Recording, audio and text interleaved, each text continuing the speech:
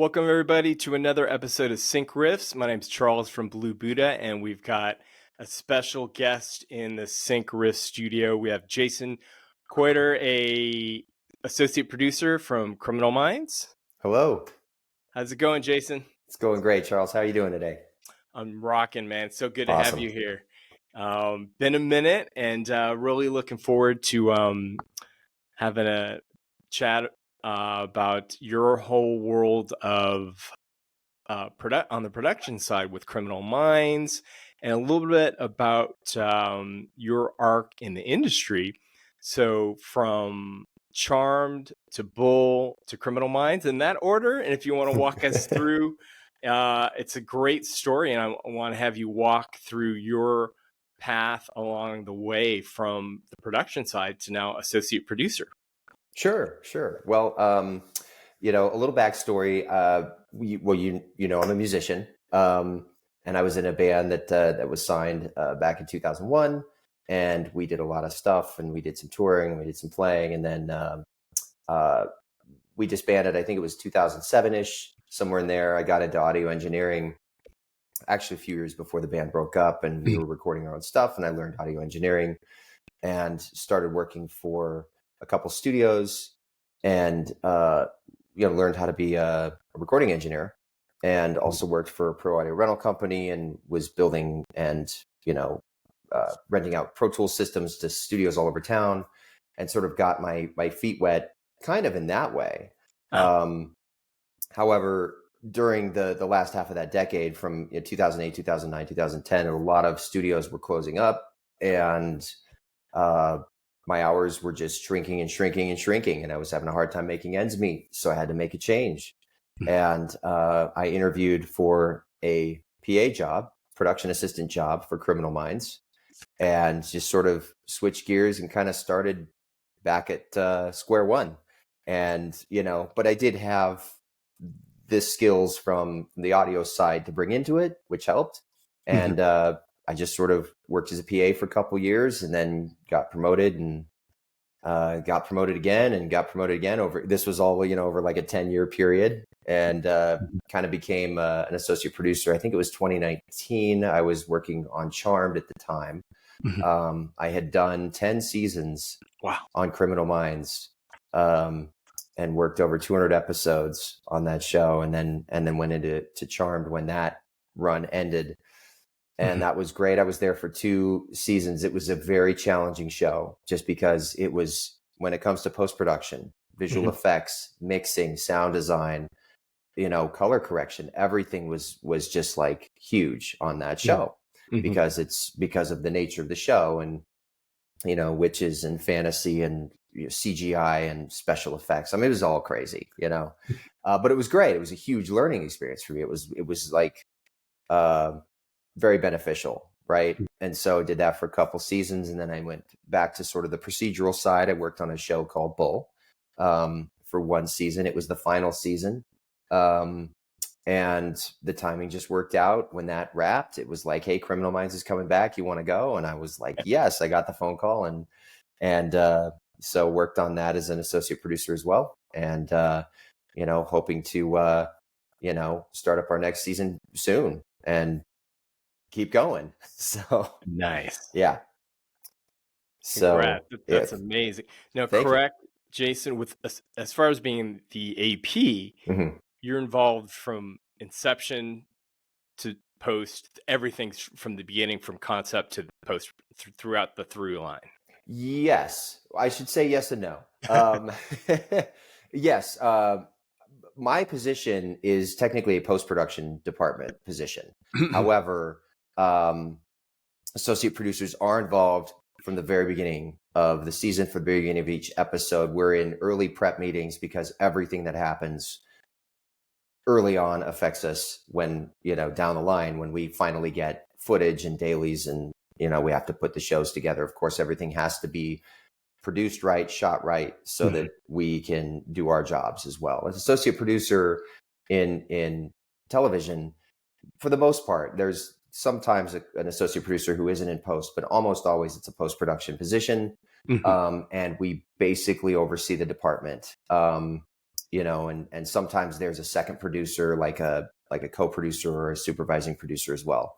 But essentially it's what I do. I sort of manage, the department, and that includes everything from the budget and billing and like the administrative stuff, right? And also staffing. It's like, oh, we got to hire another assistant editor, so we'll do interviews, that kind of stuff. And billing, I think I said that already. And then titling is something I oversee. I oversee finishing and delivery, and I'll try not to get too long-winded here, but it's like that's really where everything kind of comes together at the end. And it's funny because people don't really realize how post-production works on a major television show. Everything that gets shot, by the crew and production crew, and then those camera masters, known as dailies, go to the post house, and then the post house actually makes an entirely identical set of lower resolution footage for us to work with.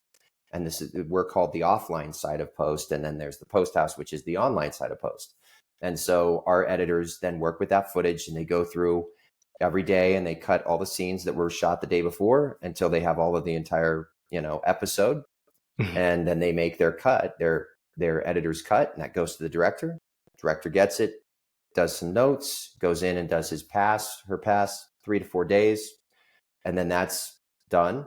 And then it goes to the producers, and then that's where kind of I step back in, and I get to actually work with the editor, and the writer usually of the episode is involved, or the showrunner, or both. And then after our pass is done, then that goes to the studio, and they give notes, and the network, and then they give notes. And then after all of that, all those iterations, then the show is locked. It's like finally done being edited. And then that episode gets sent back over to the post house, where they reassemble it identically with all that high res footage. If we shot 4K, 6K, 8K, because it's just too taxing to do all of the major edits with that super high resolution footage. So, and then that's when post sort of, like I say, it's so funny because so much has happened at that point, but that's when things really take off with music, with sound, with color correction, with visual effects. Everything that was discussed in the prep meetings finally comes back, and the VFX artists actually have footage to work with. And the composers, we sit down, we do a session, and a music spot, as it's called, with the composers and music supervisors too. And, because it's like, okay, we want to put a song here, we want to put score here, we want to put a song here, figure all that out. And then everything just sort of gets, sent back to the post facility when it's all done, all the visual effects, the final music, the final mix. Obviously we go and mix for a couple of days on the stage, and everything just gets put back together. And that's what finishing is. And I oversee the sessions where it's like all the final visual effects go in, all the final titles, and it's a big machine. And at the end of it all, you've got a nice looking, nice sounding episode if you've done it right. And so, and then we just deliver it, and then it's, and there's a million different files going a million different places, because there's international, and there's, all the different departments, from copyright to music to broadcast, of course, to interactive, and, everybody gets something. So it's, it's a lot of pieces to move around and track, but it's a really fun job too. So that's essentially, in a nutshell, what I do. Yeah. Never a dull moment. And I can imagine in a given season. So here's a question, Jason. Now I know Criminal Minds airs on traditional traditional television, and then through the streaming platform. Did that increase the number of episodes? Did that decrease the number of eps, or no effect? No effect, really. I mean, what it really comes down to, in terms of the number of episodes they want to do a season, is really how much they want to budget for a show, and they say, okay, our above the line costs are this much, for our actors and whatever, our production costs are this much. And, we want to spend this much a year or whatever. And sometimes it can be contractual too. Like, say, the cast only wants to shoot X amount of episodes a season or a year. They say, okay, well, we don't want to do more than 15 or 10 or Mm. 12, then that limits it right then and there. If the actors are just like, hey, that's all I can do, or that's all I want to do, then that's it. So and it's with Criminal Minds Evolution, it did premiere on CBS and Paramount Plus, the first two, I believe. But after that, it was all streaming. And I think, as far as I understand, I think moving forward, it's just going to be streaming on Paramount Plus from here on out. So yeah, that's how it's going to go. No. Thanks for clarifying that. And to thread the needle back to what you said earlier, Jason, about the spotting sessions with the music super, that happens way down in the line, like you said, until you have a finished app. Yeah, you pretty much have to go through all of the different cuts: editor, director, producer, studio, network. Those all have to be done, and it's really important because when you think about it, the episode can't really change after that, because your cues are they're gonna be off. If there's re-edits or anything like that, and sometimes it's unfortunate, but sometimes that does have to happen. But then it's like we have to turn the episode back over to the composers, back over to the music supervisor, back over to the sound team, because everything's in a different spot. And that's problematic, so you gotta make sure everybody's on the same page. But in a smooth running workflow for an episode, it locks, and then it doesn't change from the lock to delivery. And if that's the case, then your music supervisor knows exactly where those songs come in. Your music editor knows exactly where they're going in and out, how to cut them and whatever. And your composers know what they're doing too, and where. So. Okay, cool. Yeah. No, thanks, Jason. I think that's a great through line, as you know, with Blue Buddha, we're one-stop rep sync agent. So the importance of, when we're working with, say Kevin with Criminal Minds, clearing tracks in an expedient fashion. And I'm sure, correct, if he has a song that's temped in from a major artist and it falls out because the budget fell apart, so then it's the 11th hour, and then it's find that replacement track. And how often? I mean, obviously, supers are a pro. They know they're not going to risk a track that's not going to clear. Right. No, it's true. And Kevin is exceptionally good. And I'm not just saying that because he's a dear friend, but he's really good at it. I mean, sometimes you just don't see something coming, and it's like, but usually, in my experience working with Kevin, and it's very interesting now that I think about it. I think in all 4 shows, if you include Criminal Minds Evolution as a different show, I think Kevin's been with me my whole career. So I haven't even worked with another music supervisor yet, which is awesome. I love it, because it's like, I know he's solid as a rock, and it's like, oh, it's going to be smooth sailing on the music supervision end. But yeah, I mean, I think that there may be in all the shows and all the years that we worked together, just a couple times where something may not have worked out.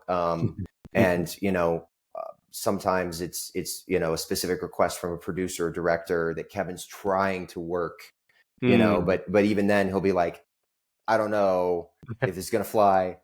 You may want to have a backup in mind, and it's more like that, so it's like, it's never been like a scramble at the last minute. It's usually there's, okay, well, we're not sure if we're going to make this work. Let's have a backup ready that we know is free and clear of all red tape or hurdles or whatever. And then that ends up being dropped in. But, almost all the time that doesn't even happen, which is great. We're really lucky. Absolutely. No surprises. And, and that's something in past podcast of, what we do working side by side with the supers is, we're vetted, locked and loaded. Anything we pass along to a super has got to be ready to go. And Jason, one thing to kind of get your take, and because depending who I speak to at various studios, because when Blue Buddha started in the 2000s, it was pre-Spotify, pre-streaming DSPs. So my question is, showrunners curating their own playlist In other words, going to Kevin and saying, "Hey, I want these songs because Mm. I wrote this. This was in my head when I wrote this episode." Is that showrunners driving the creative force on the music side? Just kind of depends on the case by case, or do you kind of see that more so? Yeah, it's definitely case by case, I would say. Mhm. Charmed was a good example. Our showrunners, they're Liz Kruger and Craig Shapiro. Liz especially would sometimes have very specific, um, ideas in mind, especially with what they're writing, what they were working through in a season. Um, Criminal Minds is a lot of times Criminal Minds. Sometimes there's a director request that has happened, Mhm. but a lot of times it's just kind of like uh, in the prep meetings, in the scripts, even it's like rock music plays, and then just Kevin just throws a bunch of stuff to the editors. They pick something, Mhm. and it's either accepted or changed out for something else in a round or two, and then that's it. It's off and running. That is what I've seen, and I think that was kind of how it was on Bull too. Mhm. And sometimes though there was like specific things, where it's like, okay, and it's written into the script, we really want this song. Bull's series finale, the very last episode, I think that there was, if I remember correctly, the director of the episode had a very specific track in mind. It's like, and so Kevin got to work on it early, and sort Mm. of was like, okay, oh my gosh, I'm drawing a blank on what it was. It was only a year ago. It's escaped me, but it was a real Sure. classic song. Mhm. It was like Tony Bennett or something like that, right? Yeah. And so we knew it would be pricey, but we were ready for that, and we knew that it might take a little while just to go through all uh, the necessary steps to get it free and clear. But we got it, Mhm. which was great. But yeah, really, in terms of showrunners doing that, I've heard stories of some showrunners are very particular, and some are more just Mhm. like, hey, let's sort of see what we get. Let's see Yeah. what sort of comes from the music supervisors Mhm. and what we get pitched. And sometimes it takes and sometimes it falls somewhere in the middle too, where it's like Right. Kevin will send 10 songs over, and all 10 of them are like, nope, these aren't the right fits. It's so subjective. Mhm. Music placements, sync placements are incredibly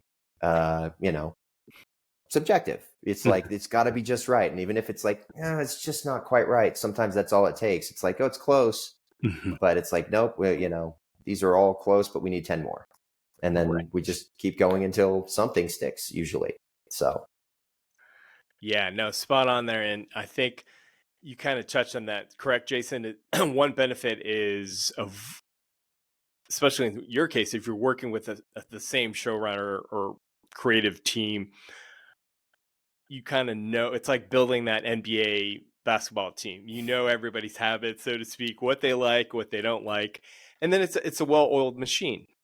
yes, no, that is true. I mean, and especially with a show like Criminal Minds, it's now completed 16 seasons, and Wow. even with when it returned, it was like so many familiar faces, Mhm. because we all loved working together on that show, and so we saw so many people return, and I think that more people would have returned too if they didn't have they weren't in the middle of another season of another show. It's just Mm. the timing didn't work out. I mean, I honestly think that we'd have gotten almost everybody on the in the crew, and in production and the writers and everywhere, Yeah. back, because it's just that need of a show, and with the comfortabilities there, and we kind of know, um, we know what we like, as coworkers. We also know really what our audience likes as well. Mm. I think Mhm. that's important to say, and we like to really honor what they want as viewers of the show, as fans of the show. Mhm. So we try and Yeah. keep it that way. No, I mean, and correct. Also, I noticed sometimes correct some of, I think like Joe, some of the actors sometimes they'll executive produce some of the episodes. Right. So they'll direct. Ah, Yes. okay, there we go. So I don't think any of our cast members on Criminal Minds are currently producers, but Joe's directing now. Uh-huh. AJ is directing. Aisha Tyler is directing. Cool. Adam Rodriguez is directing. And even in the past, Matthew Gubler's directed a bunch. There's, they and it's great because they know the show. I mean, as good as anybody, the best of anybody, Yeah. right? Because they're Yeah. they're right there in the middle of it, so it's really cool. And honestly, they're all terrific directors. Everybody that directed this past season did great. I mean, great episodes. It was just fantastic. Yeah, no, I noticed that same with Law and Order, SVU, Marissa doing take Yes. behind the camera. So that's so cool. Yeah. And it's something, even looking back in television, just watching, it's like when I got into it, it was like, oh wow, the actors direct, and didn't really think of it too much, especially my early days in television. But even now, it's like I'll be rewatching like Malcolm in the Middle and Bryan Cranston's directing episodes, and you're like, hey, I didn't know he was doing that back then, and I knew that he directed some Breaking Bad and so forth. Jason Bateman's a great director. He directed like so many of the Ozark, episodes as well, and it's true. I mean, it's like they're working with the directors all day, every day. And, it makes sense. They make amazing directors themselves. So, yeah. No, it's one question we often get, and I was just curious, your career path as starting out as a musician, and on the indie scene, was there anything there on the music side of things that helped prepare you for what you're doing today, as in your current role? I think so. I mean, I think a little bit. It's all, whether it's music or film or television or whatever, it's all art, and it's all an art form. And it's all entertaining, really. I mean, we listen to music to be entertained, or sometimes to be comforted, or sometimes to feel happy or sad. But that's what we do with film and television too. So I think that it definitely helped. I mean, I think that anybody in my position who sort of drawn to the creative things in life, it's just kind of in my blood. So I think that helps a lot. I think that more directly, probably the, when I learned how to record and mix and, music, and like, I think that even that, and just learning how a recording studio works and how signal flow works, and like sort of the technical side of capturing sound and mixing sound and all that kind of stuff. It's definitely helped me in this job when I go to the mix stage and I listen back to a mix and there's things that I feel need to be, say, raised or lowered or EQ'd differently or all of that kind of stuff. That I think is a direct correlation from what I did before television to what serves me well now in my job. Very nice. No, and I think that's a great segue, Jason, because often, on the sync side, when we're pitching for a scene, and when we supply the mixes to the music supervisor, we supply them both the vocal and the instrumental mix. And I was wondering if you could touch on, in cases where the actor's dialogue might be competing with the background vocal or the background instrumental. Are you involved in that as far as in post-production, in the editing? Oh, yes. Yeah. Oh, yes. Yeah. That has definitely come up a few times. And there have been times where, we'll get a song in, and I don't know if we've ever had to swap it. But I know it's happened on other shows. But there are times where instrumental might not be available. And, all we have is the master. And so, definitely, anytime any of your listeners record anything, always make instrumental mixes. Always. I can't stress that enough. Because that has happened. It's like, oh, it's competing. Do we have an instrumental mix? And there are times where we've managed to salvage it, because there are pretty good plugins with decent algorithms now that can sort of pull out vocals without distorting the rest of the mix too much. Right. especially if it's kind of lower in the bed, of the mix, right? Mhm. But it's always ideal to definitely have instrumental. Any music that I make, I do instrumental, a cappella, and uh, master mix. I do all three in case for some reason they want, you know, somebody wants a lot of vocal and a little music. They can just pull the acapella and the instrumental in, and they can do whatever they want on the stage. It's just 2 tracks, and it's real easy to do that. Haven't had that happen yet, but I remember Mhm. talking to my mix engineer on the last album I made, and he was the one who said it. He said, "You got to do all three, man. You got to do all three." And Mm.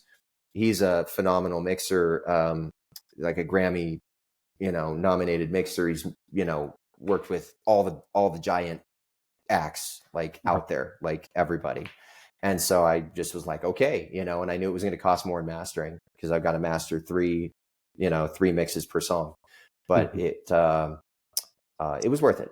It was worth Yeah. it. So, yeah, I've been on the stage where it's been like, oh man, that's fighting. We gotta throw in the instrumental mix, and Yeah. and that always saves the day. And sometimes, and this did happen with a placement of mine a while ago, where it was like, um, they used the instrumental mix for the first verse, and then Mhm. when the chorus came in, they just switched to the master. So it's like sometimes it's like you can drop in. You're like, oh, we need the vocals out for 4 measures, just Right. while this, the "you had me at hello" line of the Yeah. episode, is playing. We Yeah. don't want anything in there, but we want words on both sides. It's like, well, that's easy enough to just line up the instrumental right on top Yeah. of the master, and then just cut in whatever you need.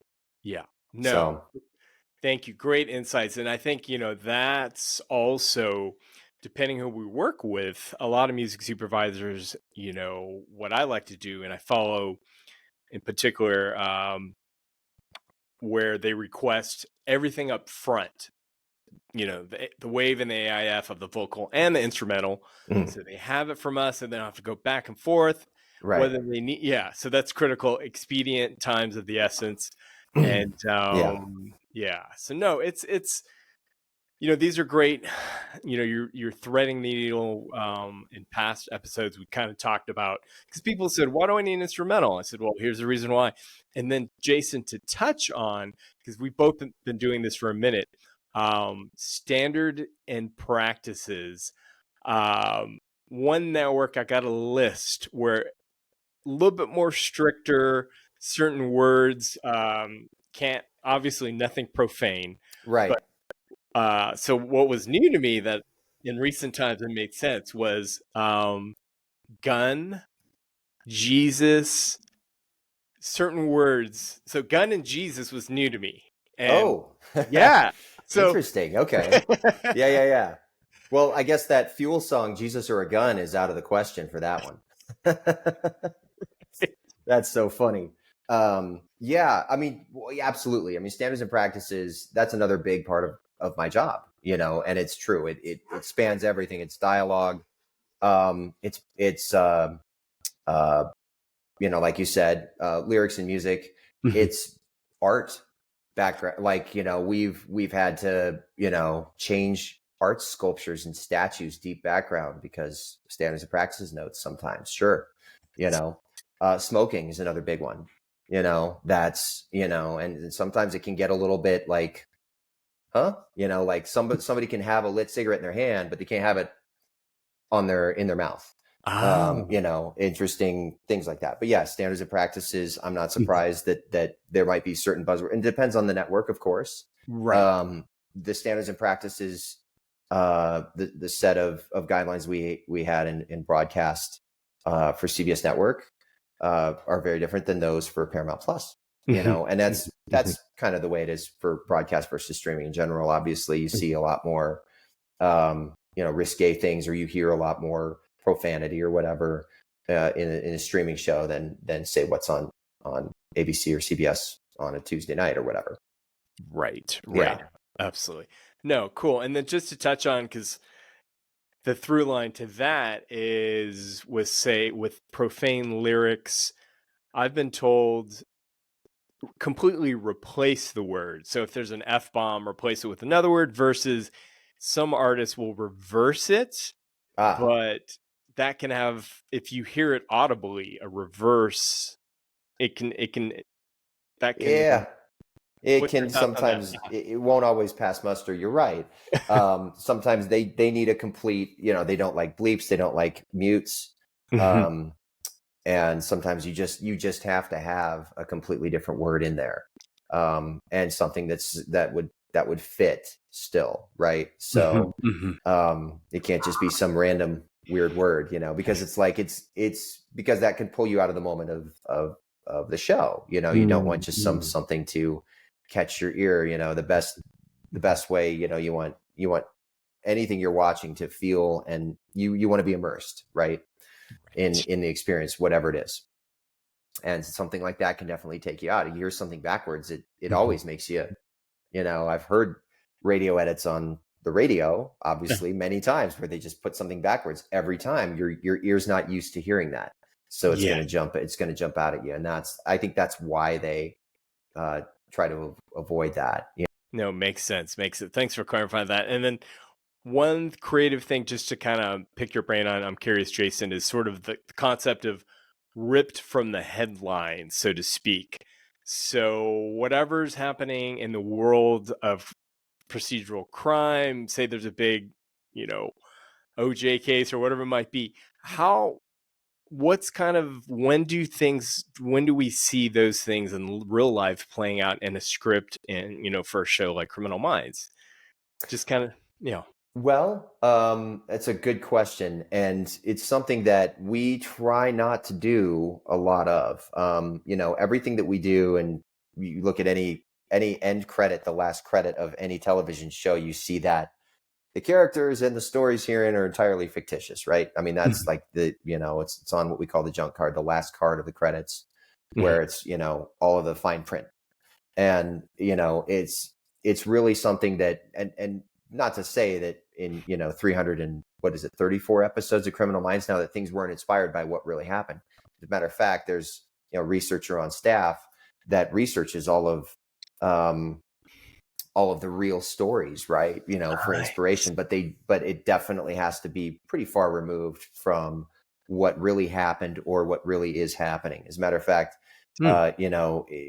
with Criminal Minds, I think there was an episode once that we had to completely change the order of, because something happened. Mhm. It's just what happens when it's like I turned 40 and it all went out the window, Charles. Sorry. No But worries. something happened, and we had to move one of our episodes like 10 weeks later, Oh, because it wow. was something happened in real life after we'd already made the episode and everything like that. But it was Ah, too close to a real event, chronologically, with the air mm. date of the show, Okay. to it was like, okay, we got to move that a ways down, so that people don't think it's all connected. Um, I see. so, and I assume that most crime dramas, especially, wouldn't want to find themselves, explaining anything, ripped from the headlines. It's like that. Mm. That would probably not be ideal. Right. Um, but yeah, so for especially in my experience, that's sort of the Mhm. way that things are sort of tackled, in terms of like, what is reality, what's really happening in the world. Mhm. And look, some of that stuff makes a great story, and that's why I think Yeah. people make movies about it all, whether it's a serial killer movie, or it's a movie about whatever events, Mhm. terrorists or whatever. um but yeah, we have and I think that the writers, and I won't speak for them, but I'm sure that Sure. they're really looking to sort of create their own stories, Yes. that, of course, pull from everything in the world around us that's happened in history, and whether it's recent history or past history. Mhm. Mhm. But it's important to sort of make our own little world in the world, that definitely follows like what the behavioral analysis unit does, and how Mm. they solve crimes. And that's why they're in touch. They've got consultants, Mhm. from the Mhm. bureau as well, that Mm. they talk to, and all of that. And so, um yeah, hopefully that answers that. Yeah, no, it does. I mean, one through line I'm just curious is if Uh-huh. it's something let's say the topic is defund the police. Okay. And I take that topic matter, and my question for you, Jason, is let's say that was interwoven into an episode. And what I'm getting at is, do you see the music needing lyrics that speak to current events, assuming that's what's playing out on the screen? Sure. Okay. So, yeah, I mean, I think that when you're speaking to something that, say, is more of a thematic element and not like Sandy Hook, right? Where it's more specific or whatever. And it's like it has to do with a movement. Yeah, that stuff we do weave in and out all the time. Okay. And obviously the better the fit. You don't want anything entirely on the nose, obviously, so you might not, license NWA's F the Police or whatever, right? Because it's like that might be a little too right on the nose if you're doing an episode that may have that may deal with that movement or that concept even, right? But I think it's always important, and I love when the music is almost a metaphor for what's happening in the show. I think that's incredibly important, and I think that's what really can take a television show episode or a film or whatever to the next level. Is when you can be like, I've got the right, oh, this is the one, because this talks about whatever, and somebody could be wrestling with alcoholism, and you have a show about their demons, right? Or the demons inside you or whatever, and it's not the song isn't about alcoholism, but it's like, clearly that's what's going on over here. I love that, and I think that's important. I think that definitely helps make television and film better through music. No, 100%. And I've said it in past episodes is, as a sync agent, we're selling emotion. So I'm only as good as the songs that are, that the artists I'm working with and what songs. And it's sort of, if you only just gave me 30 love songs, and I said, well, there's 4 other buckets, to talk about. But no, Right. that's thank you for that. That's we've come to the full gamut. And as far as Criminal Minds, typically how many episodes in a season, and when do things wrap in the year? Well, it's this new Criminal Minds Evolution. We're, as far as I know, we're going to be sticking with a 10 episode season format for the foreseeable future. We just wrapped out our season. It's weird to say, is it like our first season or is it our 16th? Because like in internally, it's always been season 16, but it's season 1 of Criminal Minds Evolution on Paramount Plus. But that wrapped out just a couple months ago in the middle of February, and we're just waiting to see when we go back. Still, everything's just kind of up in the air at this moment. I mean, it's been picked up for season 2. There's just some things going on internally that we got to work through at this point. So it's hopefully, my hope is that we get back to work kind of early summer would be great, but it's all speculation at this point. So. Yeah yeah, exactly. No, thank you for that. And I think on the sort of one closing point is advice, if there's listeners out there looking to get into the production side of things, as far as skill set goes, what's one big nugget you could say, hey, without fail, whether it's great communication skills, multitasking, I'm sure it's the whole 9, but what one thing would you kind of hang your hat on to be successful in your field? Well, let's see. That's a good question as well. There's a saying that we have: it's post-production will take you. That's we say that because there's so many times, like post-production is fantastic. Like I love it. But oftentimes people will start into post-production but we find out shortly afterwards that they want to write, direct, or act. Like that's what usually happens, and people will leave post-production departments, with the exception of editors and assistant editors. They're in it for the long haul, right? But that was just a little joke there.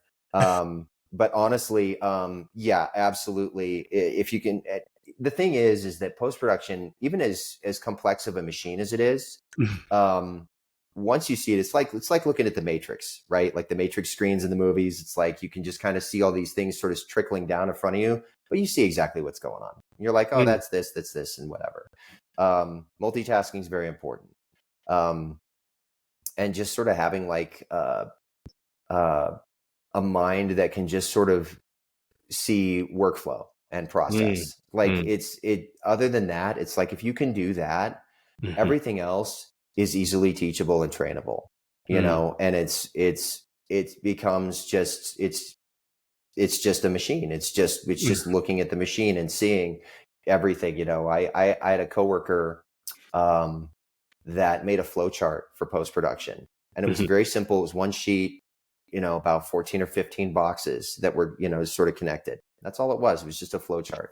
And that one thing summed up post-production perfectly. Like it even like just cleared any sort of fogginess out of my head. This was back when I was like a coordinator, which is the position you get promoted to right out of production assistant. So you start as a PA, and then you're a coordinator, and then you move up to supervisor and associate producer.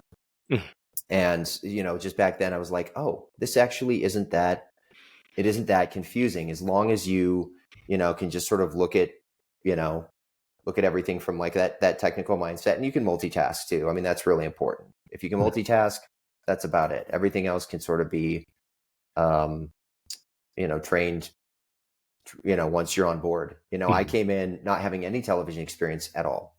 I didn't go to film school. I didn't have a degree. You know, I was, you know, I'd learned audio engineering and some other skills along the way, just from other jobs that I'd had that I think helped, that were multitasking jobs. And it was like, oh, I get it. You know, I see how this works. And that's it, you know. And if you really want to get into post-production for television and film, there's several different ways. You know, there are job postings, you know, look for PA jobs on like, there's so many. They're not as secretive anymore. There used to be like entertainment boards where it's like you had to have the in, right? But it's like, I think you can even go to Indeed and you can find production assistant jobs, you know, in LA. And I know there's other entertainment based websites for stuff like that. LinkedIn is another one. I've had people contact me on LinkedIn, and everybody's different, but when somebody is seriously interested in like, I want to get into post-production, I want a PA job, I'll write them back. I mean, we may not be looking for PAs, but I'm like, send me your resume. And you wouldn't believe how, you know, well, at least it was this way for the last, you know, few years, you know, how many, you know, good PAs we were in need of, and coordinators too. And so it's actually, you know, it's a great field to get into. And the one thing about it is, you know, as opposed to being an actor, it's like, it's super steady work. You know, it's like, because everybody, whether you're Hulu or you're Amazon or you're Netflix or you're Warner Brothers or you're Universal, it's like every single thing that every one of them makes needs post, you know? And so it's, you know, and that's one of the reasons that I got into it, because it was really good for that, you know? And so jump on LinkedIn, check out post facilities too. You know, you can find post-production facilities, Google search it, you know, call them up, see if they're hiring, you know, cause you can get in on the facility side too. Nice. And a lot of people will start in the vault, just, you know, running stuff around the building, receiving things, sending things, you know, just doing that. And they sort of learn post through the facility side, and then they'll jump over to shows. And some people jump off shows to go to the facility side, because even that is even oftentimes more steady work, because there's no seasons that you go on and off of, or shows that you jump around on. You're just there and you're just working.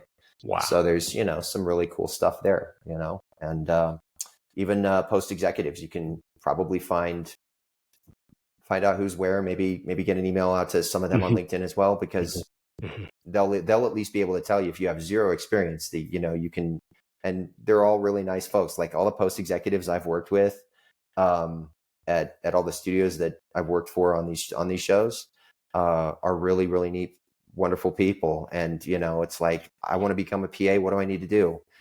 You might get a response back. It doesn't hurt to ask, Yeah. So I don't know, that would be the advice that I have, is to just, don't be shy. You obviously don't want to like pester anybody, Right. but you can reach out to people and say, I have a desire to do post-production. I really want to do this. It's exciting to me. How can I get started? Or what can I do to be considered for an opportunity?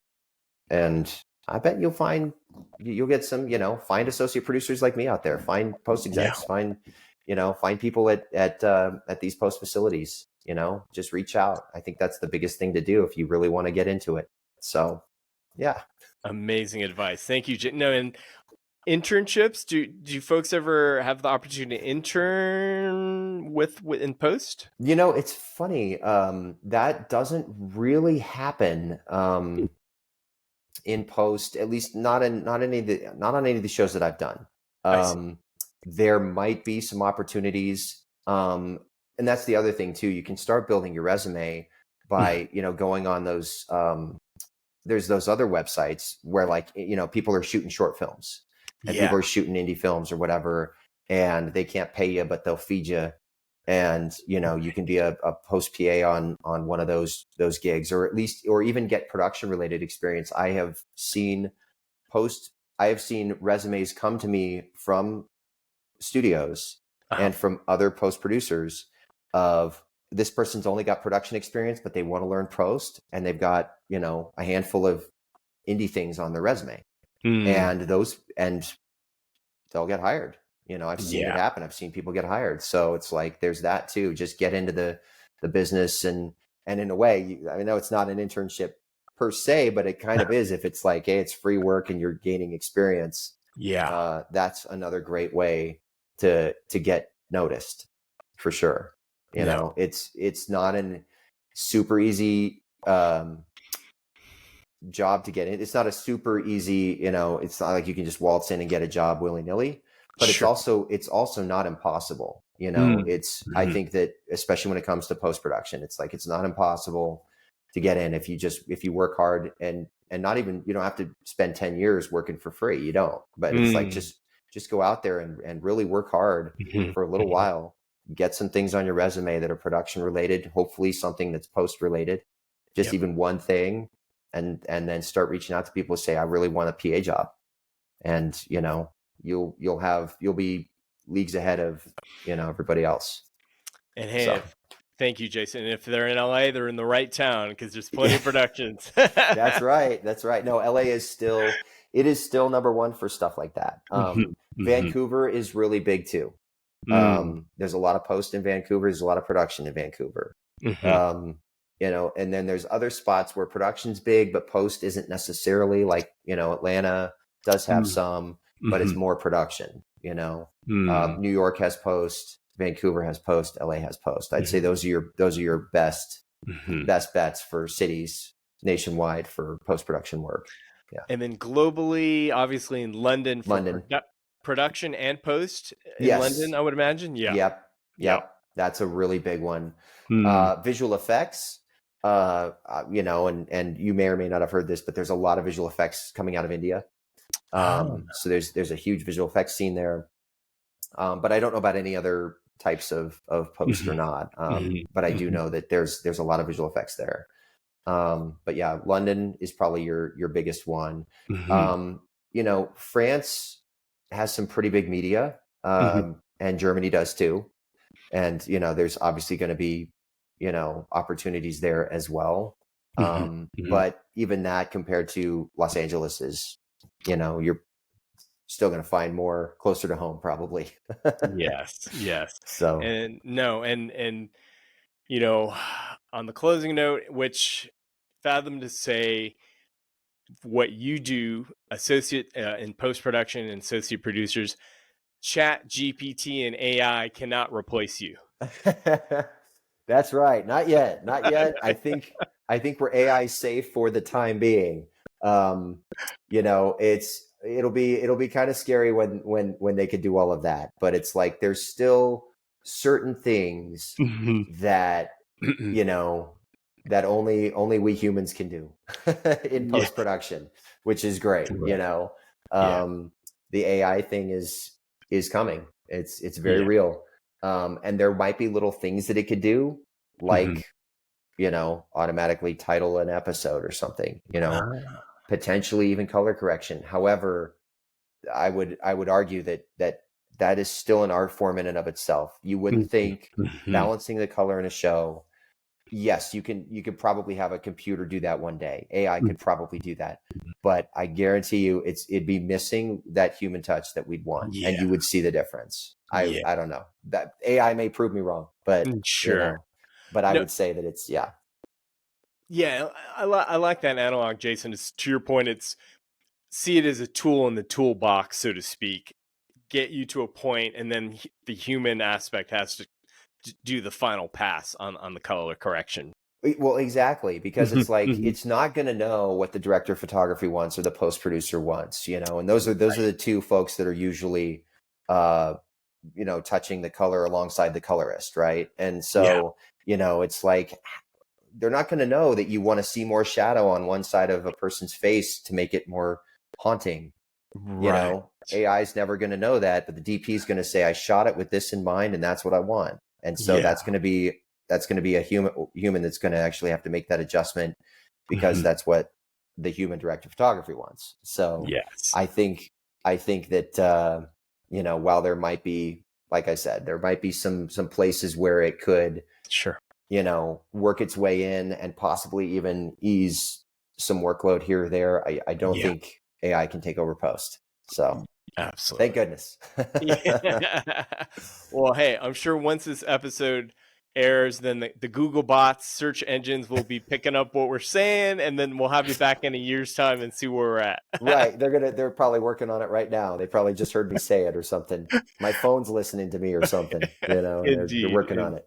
Indeed. So no, Jason, thank you so much. It's a wealth of info, and you really, it was a huge cross section of, because I think, just to put in perspective for the listeners, is, you know, what I do on the sync side, music is one tiny component, and it's the whole machine, like you said, and it's the team effort. Everybody's working together to push a production on, you know, the end product.